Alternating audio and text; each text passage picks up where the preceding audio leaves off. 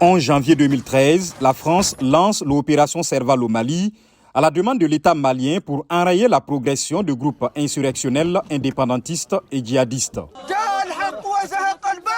Après avoir envahi le nord du Mali en 2012, ces djihadistes prennent le contrôle de Kidal, Gao et Tombouctou.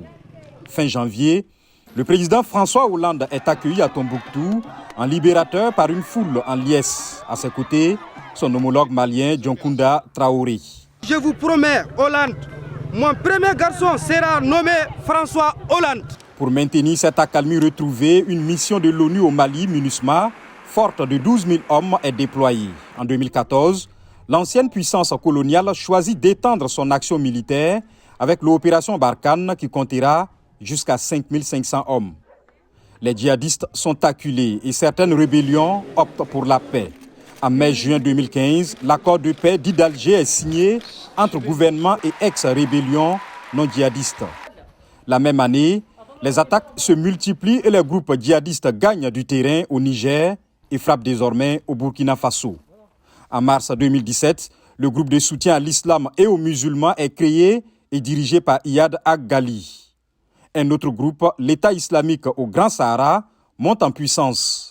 M. Macron envoie 500 hommes supplémentaires sur le terrain. Le chef d'AQMI, l'Algérien Abdelmalek Droukdel, est tué par Barkhane au Mali. S'ensuivent une série d'éliminations ciblées. Mais les groupes armés ne lâchent pas leur emprise. Paris compose avec des partenaires européens au sein du groupement des forces spéciales Takuba. Mais une autre donne s'ajoute, l'instabilité politique. En août 2020, puis en mai 2021, 2 coups d'État successifs secouent le Mali et mettent le pouvoir aux mains d'une junte. La dégradation de la situation sécuritaire, malgré la présence de Barkhane, fait grandir l'incompréhension des populations. La France annonce la réduction de son engagement au Sahel de 5 100 hommes à 3 000 à l'horizon 2022. Bamako dénonce un abandon en plein vol. Les autorités maliennes finissent par recourir, selon des accusations occidentales démenties par le Mali, au service de la sécurité privée russe, Wagner. La junte est mise au ban par les autres pays de la CEDEAO et une partie de la communauté internationale. Le divorce avec Paris est consommé.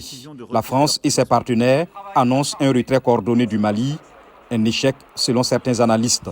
En 9 ans, Paris a été endeuillé plusieurs fois et les violences djihadistes et intercommunautaires ont fait des milliers de morts, civils et militaires, côté malien.